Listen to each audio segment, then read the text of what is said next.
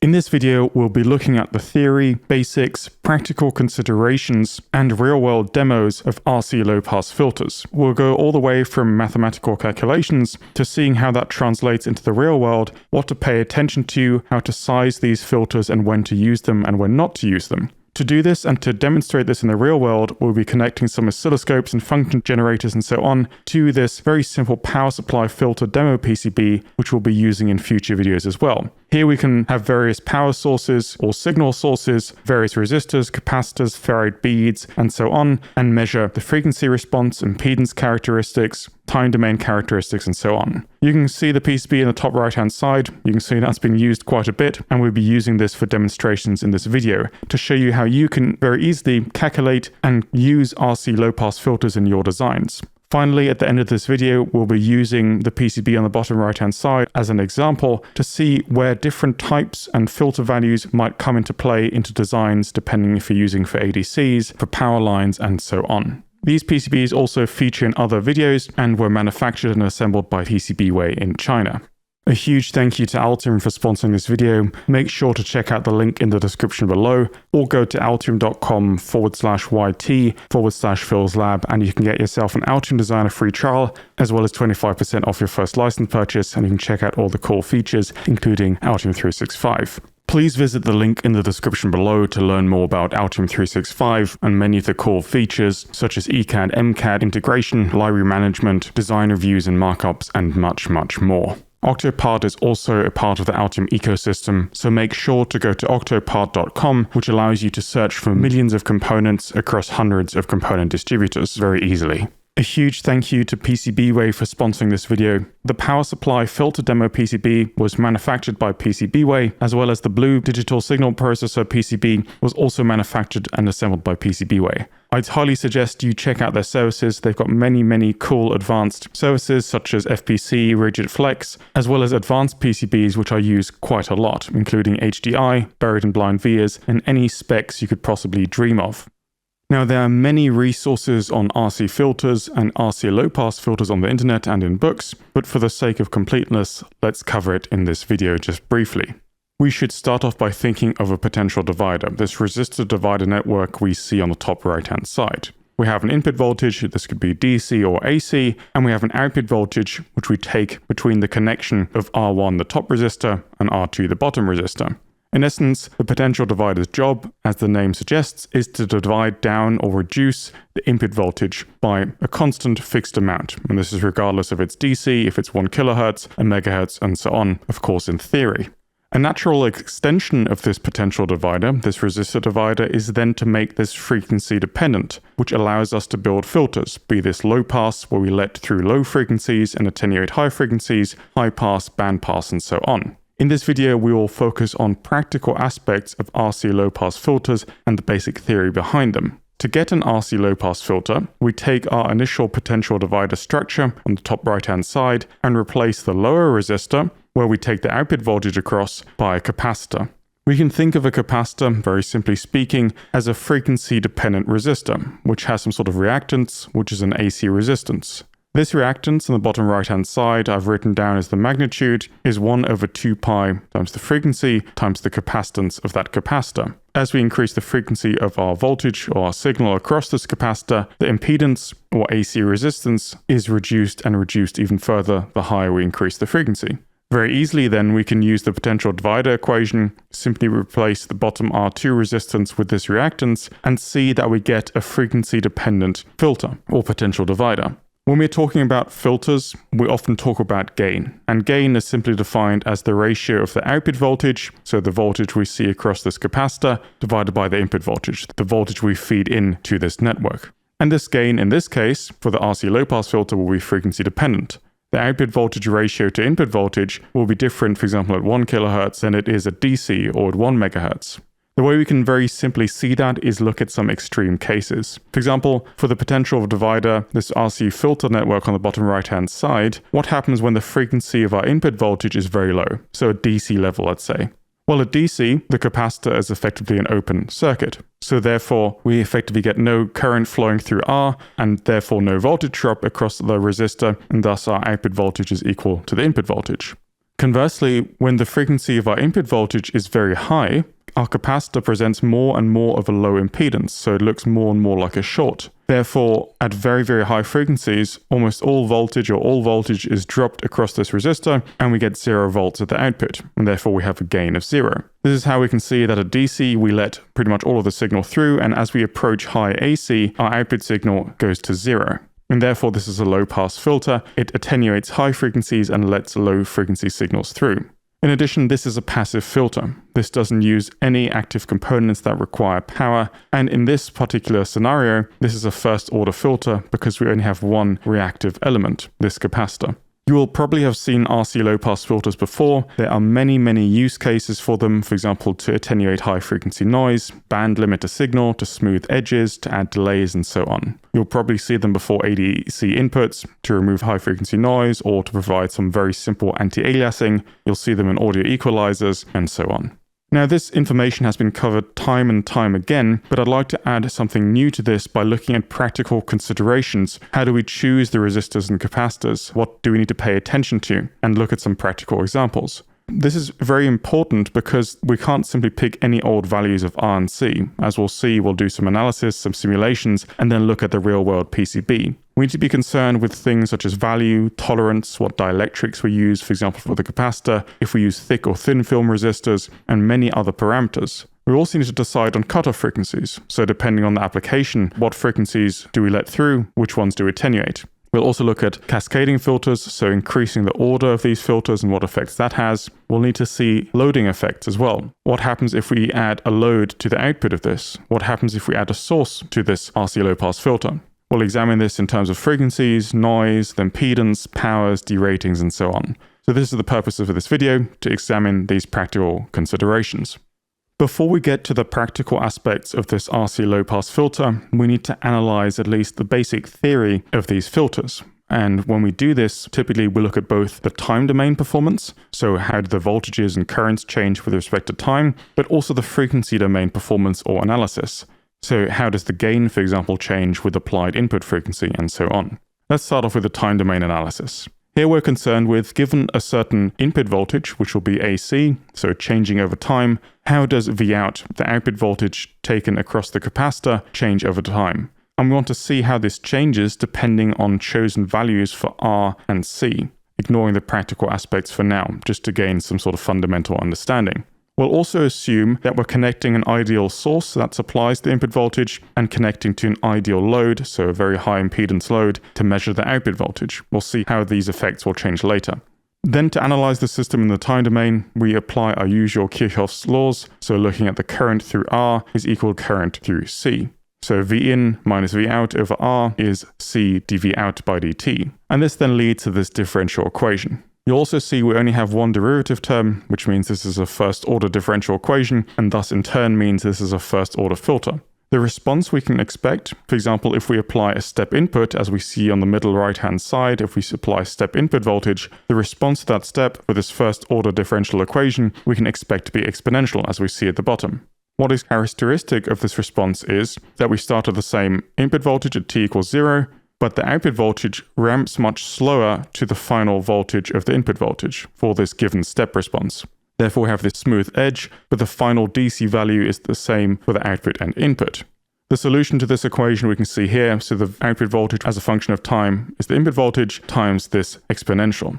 What we can see in this exponential are our component values, this multiplication of R times C. RC is effectively our time constant.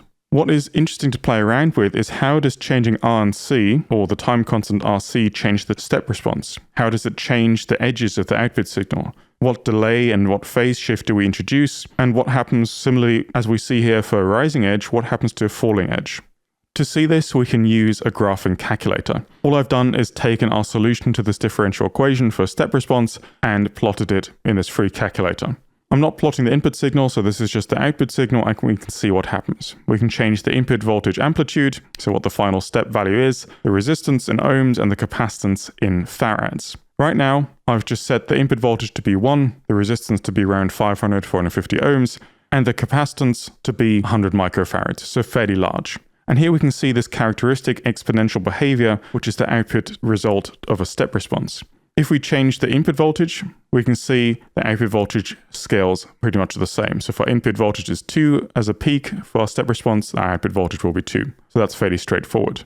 What we can now play around with is our time constant, which is effectively the multiplication of R and C. So if we increase the resistance, we can see we get more delay, so to speak, before we reach the final value and a slower ramp or slower rise time. Similarly, if I turn back R back down to our initial value, 450, and then decrease, for example, the capacitance, we can see we get a much faster response. The closer we are with our RC constant, so R times C closer to 0, the closer we approach the initial input waveform in the time domain. Therefore, the multiplication of RC, our time constant, is very, very important and a defining characteristic of the time domain behavior. Therefore, as a rule of thumb, and this is incredibly important to remember, and one of the few things we have to remember is that the TRC, our time constant rule of thumb, is approximately 2.2 times the resistance times the capacitance of our low-pass filter. This is taken from the solution of our differential equation, and this is to get an approximate rise time value or time from a 10% to a 90% of the step. So we're measuring the time it takes from 10% of the input voltage to 90% of the input voltage seen in our output voltage waveform. So 10% of our input voltage waveform is 0.1 volts, and we can see we have a time of about 0.01 seconds, and 90% is 0.9 volts in this particular scenario, and that's 0.23. So the difference in those times, so 0.23 minus effectively 0, should be our time constant, and we can calculate that here. So if I type this into a calculator, we can see 2.2 times R times C is 0.22 seconds. And this is what we see in our rise time here, our 10 to 90% rise time. So this is why it's an important figure to remember. On this power supply filter demo PCB, I've simply put in a series resistor of 1 kilo ohm and a parallel multi-layer ceramic capacitor of 100 nanofarads. I've attached some probes to the input and output of this system that go to my Analog Discovery Pro, where I can measure the input and output, and also have a wave gen out where I can generate my test signal. So let's jump over to the PCB and analyze this system in the time domain. We just saw the very basic test setup of our simple RC low-pass filter. Again, we're using a 1 kilo ohm resistor and a 100 nanofarad ceramic capacitor. We've attached the input and output probes as well as the wave gen to the input. In the Digilent waveform software, I can then start my wave generator. I'm just doing a simple 10 Hz square wave with a 1 volt amplitude. Then going the scope, doing a single measurement, we can see the yellow trace is our input, the blue trace is our output. So if I zoom in, we can see the yellow trace on this rising edge from 0 to 1 volt. It's fairly square. Of course, we have bandwidth limitations in this real-world system. Interestingly, though, at the output, we do get this exponential behavior from this step response as we expected, which we saw analytically from our differential equation. We get this characteristic exponential rise, starting from 0 and meeting at the DC fixed value at the top. Similarly, for the falling edge, we also get this exponential decay, starting from the top value, this DC1, to this DC0 with this exponential decay.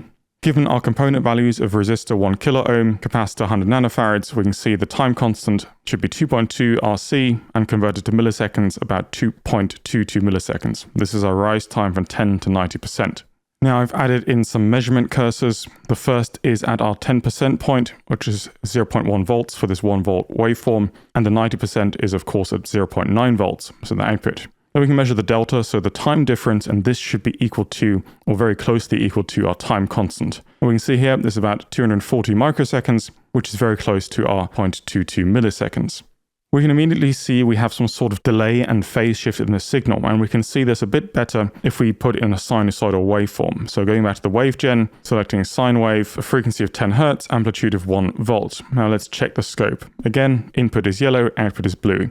And this fairly low frequency, and we'll come more to the frequency domain behavior in just a second, we can see we have pretty much no phase shift. As we start increasing the frequency, let's say to 200 Hz, we can see the amplitude is slightly decreased, but importantly also we have a phase shift in our time domain, and this will only increase as we increase the frequency. So let's say to 1 kilohertz, we can see now the amplitude has already dropped quite a bit, and that's what we expect, and we'll analyze this in more detail in the frequency domain in just a second. But also we have this phase shift in the time domain, and this can be very, very important as effectively this is a delay.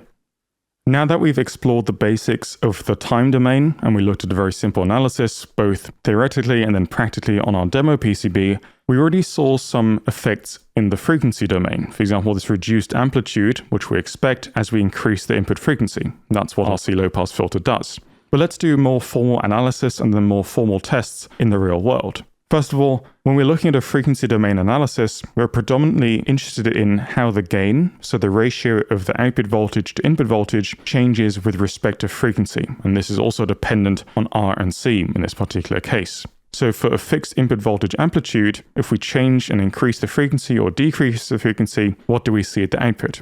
Again, we assume an ideal source and an ideal load for now. We'll look at some non-idealities in just a second. We can easily do this with a function generator and oscilloscope by simply applying a sine wave input of a given frequency of a given amplitude. Then we measure the sinusoid at the output. It will be a sinusoid because this is a linear system. At the output, we then measure the amplitude and the phase shift, and we can plot that across frequency. In this, we can see the performance of the system in the frequency domain. We can, of course, also do this fairly quickly analytically, going through some maths. There are many ways of doing this, but one very straightforward way is looking at the previous differential equation from the time domain and applying Laplace transforms. I won't be going into detail in this video. Laplace transform is a whole course in itself, but our result is then this frequency domain system equation here, where we have the gain in the Laplace domain or in the frequency domain is equal to 1 over 1 plus j 2 pi RC. And again, we see this RC term pop up again and again. The j, or I, if you're a mathematician, is the square root of -1, which means we're dealing with complex numbers. The reason we're dealing with complex numbers is, as that we saw, we both have magnitude and phase altering properties. And this is encompassed mathematically by complex numbers. We don't need to worry too much about that now. We have this somewhat 1 over 2 pi FRC behavior in the frequency domain. So as we increase the frequency, we expect the gain to drop, but then we're also interested in the phase or delay properties. What we can then do is plot the magnitude and phase versus frequency, and this is what's known as a Bode plot. I'll use MATLAB to plot these Bode plots because it's rather quick, but there's many other ways and also free ways of doing this. I define my variables on the right-hand side, so I have my capacitance, which is 100 nanofarads. As is the case with our real-world example, resistance is 100 kiloohms for this test. S is my Laplace transform variable. I define my system as 1 over 1 plus S 2 pi RC, as we saw from the previous slide, and then I can plot the frequency domain behavior. Again, we have a magnitude, typically in decibels, versus frequency on the x-axis, and phase on the y-axis, typically in degrees, versus frequency on the x-axis. Currently, it's plotting as radians per second, but now I'll change this to frequency to make it slightly easier to read. First of all, let's look at the magnitude at the top. This is effectively our gain in decibels. Keep in mind this is a log-log plot. So we start at 0 dB, which is a gain of 1. And this is what we call our passband. So from 0 up to a certain frequency, our output is equal to our input, regardless of the frequency. This is approximately, of course. After a certain point, which we'll call the cutoff point, where we have a certain cutoff frequency, our output starts to reduce in relation to our input. So our gain is less than 1, our gain is less than 0 dB. And this is where we attenuate these high frequencies and where we get this low-pass filter performance. Similarly, in the phase plot, where we have a phase shift, we start at approximately 0 degrees of phase shift, so in phase with the input signal. But as we increase the frequency, we add delay, we add phase shift into our output signal. And for a first-order low-pass filter, our maximum phase shift we can expect is minus 90 degrees due to our capacitor. The basic properties of this RC low-pass filter are that we have this flattish passband, that we have a certain roll-off at high frequencies, and that we have this 0 to minus 90 degree phase shift is the same for all RC low-pass filters, that is RC first-order low-pass filters. What we can change though is, depending on our R and C values, is when this cutoff starts to take effect. This cutoff frequency is defined at the point where the gain is minus 3 dB, or in linear terms 1 over square root 2. This is also known as the half-power bandwidth. And as a rule of thumb, we can say the corner frequency in hertz, so our minus 3 dB cutoff frequency is 1 over 2 pi RC. If we increase the resistance for the same capacitance, we decrease the cutoff frequency, and we can play around with various parameters here as well.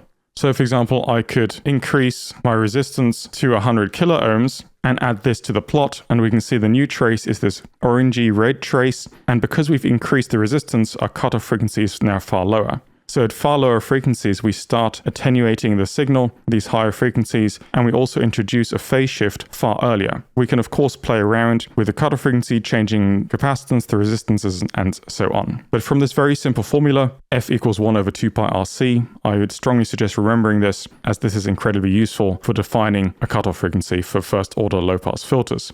With the same setup as before, a resistor at 1 kiloohm, capacitor at 100 nanofarads, let's look at the frequency domain performance. Already from before, where we had our sine wave, and then looking at the scope output, we already saw the frequency domain performance effectively indirectly in the time domain, where as we increase the frequency of our signal, so for example from 1 to 2 kilohertz, we can see we get an increased phase shift as we're moving along the frequency axis in the frequency domain, and we're decreasing the amplitude. And we can go even further, 10 kilohertz, and we can see the output signal in blue is severely attenuated, and we get pretty much a 90-degree phase shift, which is our upper limit. We can also calculate the cutoff frequency using our formula, which is 1 over 2 pi RC. R is in this case 1 kiloohm, and our capacitance is 100 nanofarads. So we should get a cutoff frequency, so a minus 3 dB frequency of about 1.6 kilohertz. Minus 3 dB at 1 volt is 1 over square root 2, so our amplitude should be about 0.7 at this cutoff frequency. So let's type in 1.6 kilohertz and see what the amplitude of our output signal is. And we can see our peak amplitude is about 0.7 volts, which confirms with our calculation that the cutoff frequency is indeed 1.6 kilohertz. Keep in mind, and we'll see this later, that component variations, biases, deratings, and so on will of course have an effect on this cutoff frequency. In any case, we've seen this in the time domain, these indirect measurements of the frequency domain performance, but nicely enough, this Analog Discovery Pro has a Bode plot feature. I can set the start frequency, let's say at 20 Hz, and the stop frequency for now, let's just put it at 50 kHz, and measure simply the output. So I click on single, and it'll start performing a Bode plot. At low frequencies, we get about 0 dB of gain, so our input-output relationship is 1, and our phase is 0. Our cutoff frequency is around 2 kHz just below, but even before that, we start dropping off in amplitude, and also our phase shift starts to become significant. And this is really important to know that even before the cutoff frequency, we get attenuation. If I change my axes, that just before 2 kHz, we've dropped to about minus 3 dB, which is a half power bandwidth, our cutoff frequency. But even before that, we do get some slight attenuation, and phase shift we can also see. And after this cutoff frequency, we get this rather slow roll-off, minus 20 dBs per decade. So again, not the greatest filter, but appropriate in many, many situations. And we can also see the phase shift in the frequency domain here. So a nice confirmation in the real world of our analytical theory. Now that we've explored effectively the basics of RC low-pass filters, let's move more into the practical considerations. Of course, the system I showed you also in the real world is very much idealized. We have a fairly ideal source with a low output impedance, and we have a fairly ideal load with a high impedance load. But there's also many other aspects we need to consider, which we'll explore now. First of all, let's talk about source effects. Our RC low-pass filter will be fed by some sort of signal source, typically a voltage source, which in our simplified case will simply have some sort of series output resistance, RS. Our gain now effectively becomes the ratio of the output voltage to the source voltage, which means that our equation, assuming no other loading, no other non-idealities, comes to the one on the right-hand side. We have to add our source impedance to the impedance or the resistance of our RC low-pass filter. As you can imagine, this of course adds a shift in the cutoff frequency. Keep in mind that typically source impedances will be relatively low, but what happens if the source impedance is very similar to the order of magnitude of our RC low-pass filter impedance or resistance? Therefore, typically it's important that our source impedance is comparatively low to the RC low-pass filter resistance. What's also important is that, for example, if we have rather low resistance in our RC low-pass filter, at high frequencies, we said our capacitor is effectively a short, what our source sees at high frequencies is just the resistance. Now, if the resistor is very, very low, the source will see a very, very low impedance, and in certain cases might not be able to drive it, and might even damage the source. So it's very important that we take care of the impedances of the source and our low-pass filter. Additionally, on the other side, at the output, we can have loading effects. Right now, we've just considered ideal loads, which are very, very high impedance, so effectively an open circuit, but many times in the real world, our load might have some finite or rather low input impedance. In this simplified case, our load impedance will effectively be in parallel with our RC low-pass filter capacitor, and thus the equation for the gain then becomes this on the right-hand side, where the load resistance is in parallel with the capacitance. Again, this will introduce some sort of cutoff frequency shift and also a gain shift in any case, even at DC. We need to consider if the load impedance is far smaller than the resistance of our RC low-pass filter resistor. What is the overall effect on the gain? Think of a potential divider again. The solution to all of this is, of course, to not load the RC low-pass filter. So make sure the load impedance, whatever this RC low-pass filter sees at the output, is fairly high, meaning an orders of magnitude higher than the resistor in this low-pass filter. What we can also use is, for example, a high impedance buffer following the filter before we feed on to any subsequent stage. And this is typically known as an active filter. Simply typing in active RC filter into an image search, we can see this example here. It's an RC filter cascaded with a high impedance non-inverting unity gain amplifier, for example. In future videos, we'll also examine more intricate types, maybe higher order filters, where we can make some interesting active filters with. But for this video, we'll stick with these basic passive filters. As a rather extreme example, I've now attached to our typical RC low-pass filter, again 1 kilo ohm, 100 nanofarad capacitor, I've attached a 1 kilo ohm parallel resistor at the output to simulate a rather heavy load. What we can expect, of course, is that due to the resistors being the same, that we get an attenuation at half across all frequencies, so even down to DC, and that's what we see here as well. So we get minus 6 dB attenuation pretty much down to DC because of this added load. So this is quite significant. What we also need to investigate is how the cutoff frequency then has changed. Remember, this load resistor is effectively in the calculation, if you go through the maths, in parallel with R, and as R and RL in this particular example are the same value, our effective resistance halves. If we type this into a calculator, halving the resistance will double the cutoff frequency, so to about 3.2 kilohertz. Remembering again, cutoff frequency is minus 3 dB down from the passband. Our passband was at minus 6 dB, which means we need to see what the cutoff frequency is at minus 9 dB. Minus 9 dB on the right-hand side, we can go down. That is just above 3 kilohertz, so that'll be 3.2 kilohertz, just because of the loading. And this is something you really have to take into account, and hopefully demonstrated quite nicely with this practical demo. Just as a brief mention, we can also cascade these filters. So there's no reason why we can't have more than one stage cascaded, but the effects of loading become more and more apparent. Effectively, all we improve is the frequency domain performance by passing our signal through multiple stages of these filters, and the number of stages effectively then determines the order of the filter. Now, each of these resistors and capacitors can be of the same value or different, depending on the design requirements. What we have to consider is the frequency domain performance, the roll-off cutoff frequencies, also compared to how many components we have. We might, in many cases, be better off using an active filter or different filter structure instead to get a better performance for a similar amount of parts. Of course, this is very, very cheap to implement. Also, because we're adding multiple stages, this will add in delay and phase shift, particular frequencies, and so on. So this really needs to be taken into consideration. A very important part when it comes to RC low-pass filters or filters in general is looking at the component non-idealities. Now, for simple designs, if you don't particularly care too much about what your cutoff frequency is or the performance, and you're simply using it to smooth signals, then you're usually fine just by going by nominal values. But if you have very precise requirements, for example, for audio cutoff frequencies or for anti-aliasing filters and so on, even if they're combined with active circuitry to build active filters, you will have to take component non-idealities into account. And this is especially true for high frequency or RF designs, which we won't be covering in this video, of course.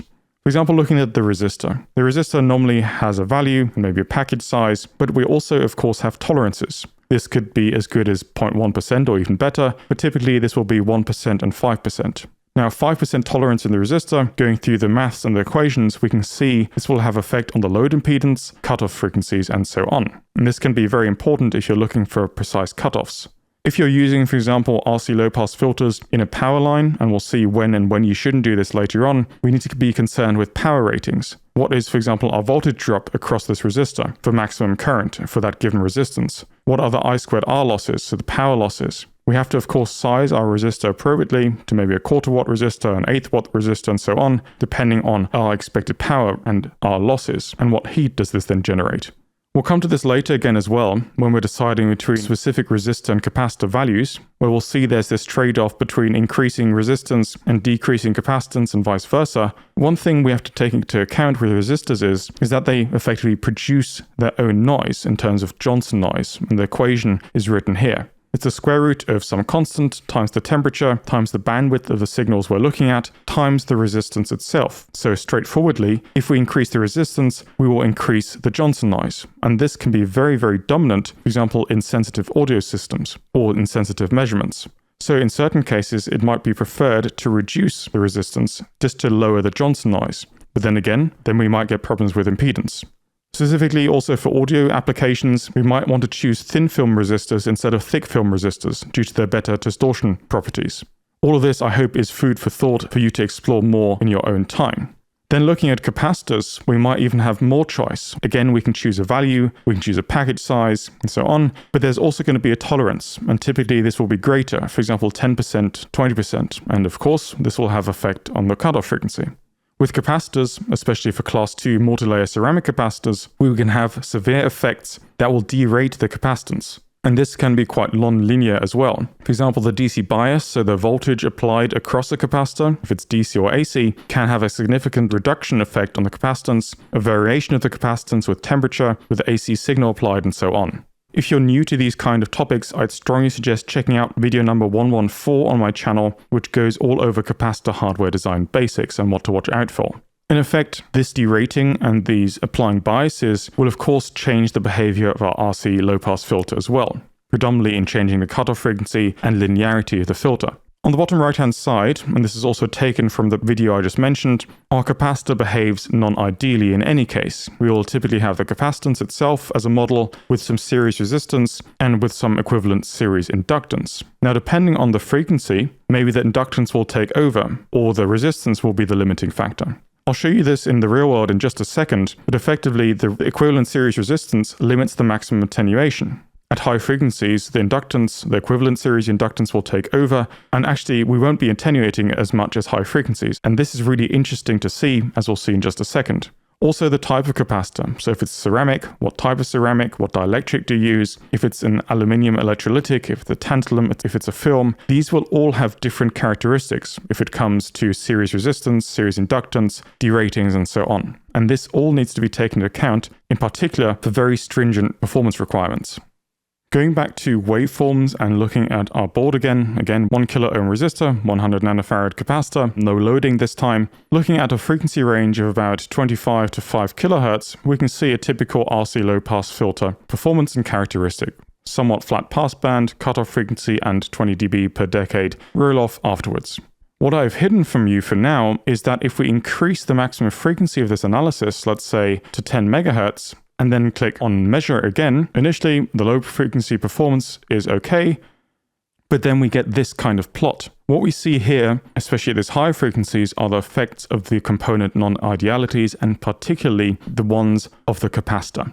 So below a certain frequency range, up to about 1 megahertz, we get our typical RC low-pass filter performance. Passband, cutoff band, and then something interesting happens. And this is where the characteristics of the capacitor take over. Because of our capacitor model, we have something known as a self-resonant frequency, when effectively the capacitance and its equivalent series inductance, which is due to parasitics because of the packaging and so forth, the capacitance and inductance cancel, leaving only the equivalent series resistance. And this will limit the maximum attenuation achievable. As we see here, and this is this anti-resonant peak we see between 1 and 2 megahertz. And we can see the maximum attenuation is limited to about minus 70-75 dB. So not infinite attenuation, as we would expect from our analytic theoretical results. After that, the inductance takes over and we start getting this upward rising slope again. And at some point, the RC low-pass filter will have no effect at all. The output magnitude will be equal to the input magnitude above a certain frequency. So this is really important. We get limited attenuation, and from a certain point, the RC low-pass filter does not behave as the ideal version in any case. Again, this is dependent on resistor, but predominantly capacitor as well, in particular for this frequency response. You can also see how the phase has changed and shifted to plus 90 degrees because of this inductive behavior due to the non-ideal capacitor model.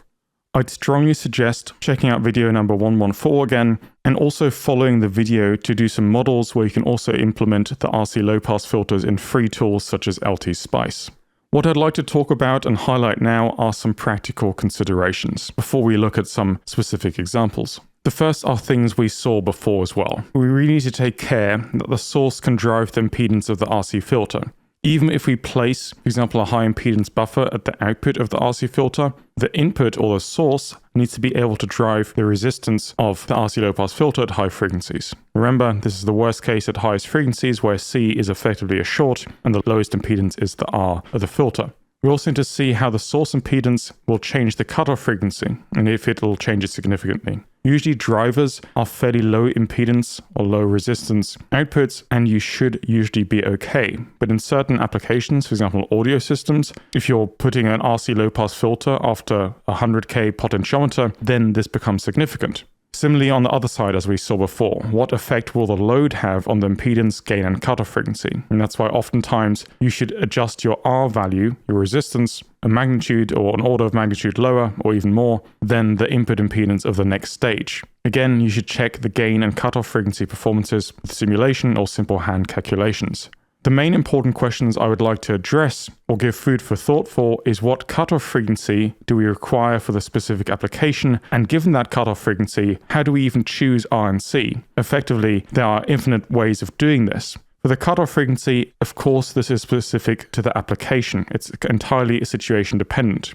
What can aid our choice, however, is knowing that the passband is not flat, especially close to the cutoff frequency. It isn't this straight line, we have the cutoff frequency and then we have this roll-off. We start having roll-off even before the cutoff frequency. So typically, if for example an audio system, I might have a passband of 20 kilohertz, I would set the cutoff frequency maybe 10-20% higher than that, just to make sure that the passband is still flat up to 20 kilohertz. Of course, this is a trade-off because then some frequencies above 20 kilohertz might not be attenuated as much as we want them to. But then again, you should probably then be looking at other types of filter architectures. We could also arrive at a cutoff frequency depending on if we need a specific attenuation at a specific frequency or from a specific frequency. And then you can just use the calculations to get required RC time constants. Importantly, not just the magnitude, but the phase shift allowed can be important. Phase shifts can, for example, in feedback systems lead to instabilities. In digital systems, an additional delay might be very much unfavorable, and so on. Keep in mind that the phase is pretty much only zero at DC and will change very shortly after that. At the cutoff frequency, we have a phase shift of 45 degrees. The maximum is 90 degrees for a first order filter. Once you have the cutoff frequency, and we'll look at some specific examples in just a second, we also have to choose the R and C values. Again, this is situation dependent and can't be said with just a straightforward answer. You need to take into account the sources, the loads, and additional parameters. For example, if we choose a low resistance, and thus we need a higher capacitance for a same given cutoff frequency, this will give us lower Johnson noise, typically a good thing. But it does mean we need to be able to drive higher capacitances, or we see higher capacitances due to having a lower R and a higher C, and a lower overall impedance. But having a lower R might also have a better effect on loading. Conversely, if we have a higher R and thus a lower C, this will give higher Johnson noise, but the load capacitance, the load and the capacitance seen by the source is lighter, which oftentimes can be a very good thing, of course, and a higher overall impedance. But then again, a higher R, which means we need a higher impedance stage following the RC filter. You can see there's quite a lot of trade-offs to be made, and therefore giving a short, concise answer can be rather difficult. Also, if you need precise control of cutoff frequencies and attenuation levels, beware of the resistor and capacitor non-idealities, as we saw previously. If you're using RC filters for power supply filtering, generally for digital power supplies, we want to avoid resistors and inductors. For example, after a buck converter output to, for example, a microcontroller, I wouldn't put an RC filter. However, for analog signaling or for input filters to the system before regulators, this can be okay. For analog systems, I'd recommend using a low resistance value, again checking ratings for power losses, voltage drops and so on, and a high capacitance for the same cutoff frequency. You'll see that to achieve cutoff frequencies in the order of tens or hundreds of hertz, you'll need quite a lot of capacitance on the rail. Keep in mind, RC filters occur, let's call it naturally. So PCB traces will have some sort of resistance and inductance, and ICs will have some sort of impedances and capacitances, and traces will also, of course, have capacitance as well. Of course, far lower values than we've looked at in this video, but still, these will form natural RC filters, which can degrade, for example, digital signals if you run very long traces or you choose the wrong types of buffers for your IC receivers. Keep in mind also delays and reduced rise and fall times, in particular with digital signaling. Again, on digital lines, we typically don't want to place RC filters, and oftentimes it's not necessary. You might see series resistors, but that's more to do with termination, which can be favorable in certain situations. Occasionally, you will see RC low-pass filters at connector boundaries to improve EMI performance, but this should be done with care because this requires testing, simulation, and so on. But now we've looked at some practical considerations, let's look at some real examples. For example, audio filters and ADC filters. To see some practical examples, let's look at this audio processing PCB in Altium Designer. I featured this PCB a couple times on the channel, specifically for guitar effects. It's a comparatively simple audio processor featuring an STM32H7 microcontroller, and a 24-bit codec, audio in and audio out in mono, as well as some interfaces to the STM32H7's ADC. We have digital and analog power supplies, so a few aspects we can look at, and also where I've implemented real-life, so to speak, RC filters. First of all, looking at the power section, this is driven by a 9-volt power supply and fed into a digital and analog regulator. First of all, I have digital and analog regulators because I require different voltages, but also for separation and for noise performance. Also, before I feed into the analog regulator, you will have noticed I have this R and C network, so low pass filter, before I feed into this low dropout, low noise linear regulator.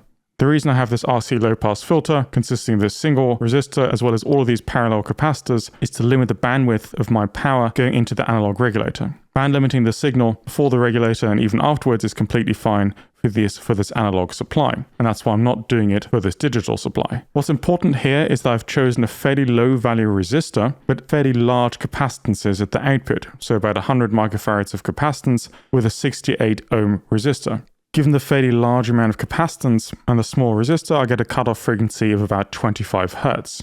As this is effectively just a DC supply, I'm trying to attenuate as much as I can before I feed into the regulator. This RC filter is also a great boundary from crossing from the digital power supply section into my analog section. Keep in mind, the analog section in this case doesn't draw very much current, maybe a couple of tens of milliamps, but we still have to spec the resistor to have a certain minimum rated wattage.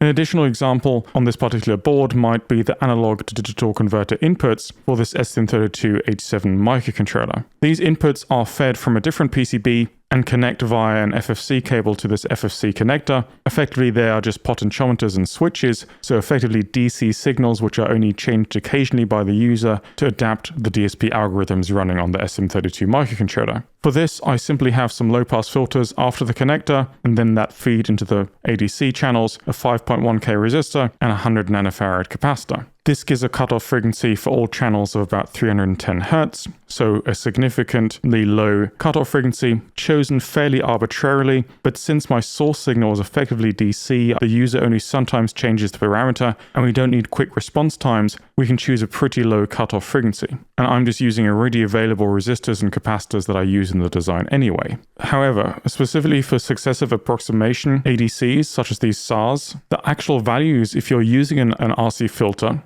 are incredibly important, especially for higher speed conversions, and this is because of the way these SAR ADCs work, and I'll leave some links in the description telling you exactly why that is. There's also a really great app note by ST AN2834, which tells you how to get the best ADC accuracies for these particular microcontrollers, and these will also talk about sizing resistor and capacitor values, if you need very high resolution as well as a high sampling rate. In this particular scenario, I didn't need either of those because I'm simply measuring effectively DC potentiometers and switches, so that's why I could get away with these fairly high values and fairly low cutoff frequency and didn't really care about the phase shift. On another page on the schematic, I have the codec, which effectively contains audio ADCs and audio DACs. On the left side, we have all these digital signals such as the I2S and configuration connections. On the right-hand side, I have analog signals. However, the separation isn't quite as nice when looking at the actual pinout and the footprint of this device. Some signals will have to go over from the digital to the analog side. When I have this crossing, which is for example this codec reset signal, I put in an RC low pass filter. The codec reset signal comes from the microcontroller, might be fairly noisy, and I want to band limit that signal using an RC low pass filter, which I do here. Fairly beefy values, 5.1K and 2.2 microfarads. And these components I place at the boundary before going to the analog side of this codec. Finally, on the last page of the schematic, I have my analog, a very simple analog front end with an input buffer, and then an anti-aliasing filter feeding the ADCs. Here, this is an active filter for loading reasons and also because I wanted a higher order anti-aliasing filter. But looking at one of these structures, for example R409 and C406, this forms one part of this RC low pass filter. Calculating the cutoff frequency for these values, we can see we have a cutoff frequency of just above 20 kHz, so just above the audio range. This is because this is actually a guitar processing platform, and guitar frequencies only range, if even, up to about 8 or 10 kHz. Therefore, I am still placing my cutoff frequency very close to the audio band limits, but it's well above the guitar audio frequency limits. So that's why I chose this cutoff frequency. The resistor is a thin film resistor to minimize distortion, and the capacitor is a type COG, so a class 1 multi-layer ceramic capacitor, because biasing and derating isn't as much as an issue with these class of capacitors. Whereas, for example, for the ADC filters, for the digital sections, again for the potentiometers, it doesn't really matter what type the resistor is and if I have particular derating on these capacitors. And that's why I can use cheaper parts here, because the situation is different and not as critical. Thank you very much for watching this video. I hope it gave you a good introduction to both the theoretical and practical aspects of RC low pass filters and their design. If you liked the video, please leave a like, a comment if you have any questions, and don't forget to subscribe to stay up to date with any future videos. Thanks again for watching, and I hope to see you in the next one.